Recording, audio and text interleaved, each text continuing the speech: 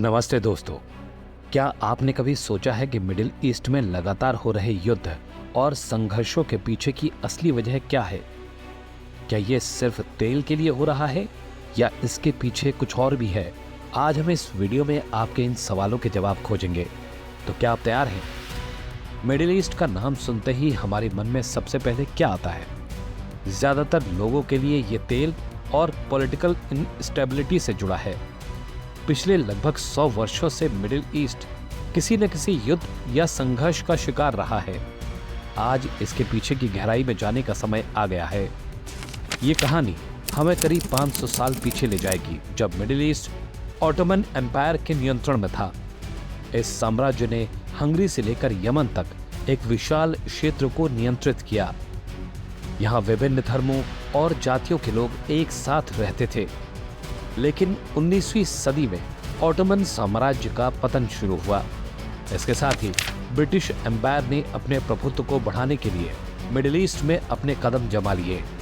उन्होंने कई देशों के साथ एग्रीमेंट्स किए और धीरे धीरे पूरे क्षेत्र को अपने नियंत्रण में ले लिया।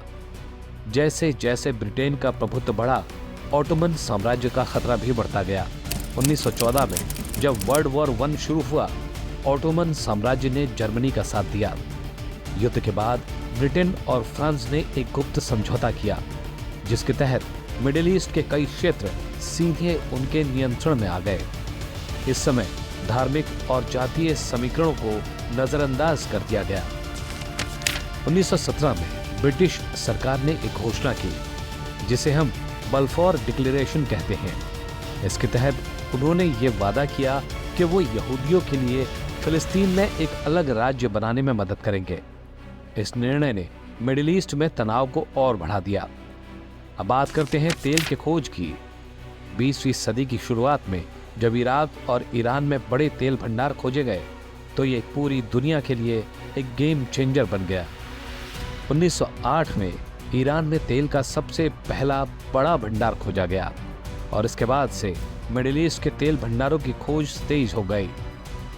ब्रिटिश और अमेरिकन कंपनियों ने मिडिल ईस्ट में अपने पैरों को मजबूती से जमा लिया।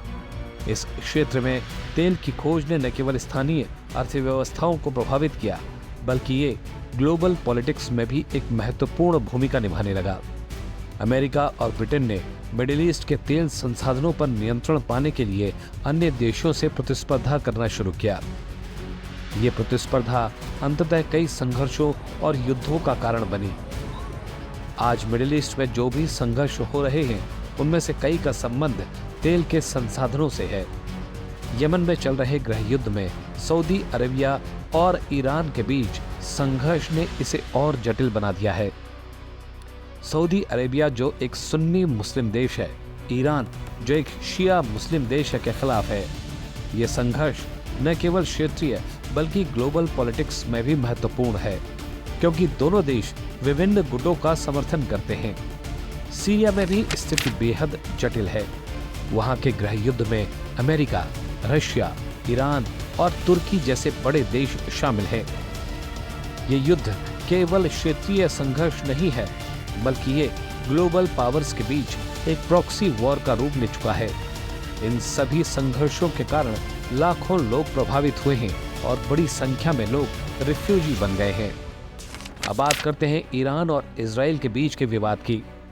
ईरान ने इजराइल के खिलाफ एक मजबूत विरोधी दृष्टिकोण अपनाया है।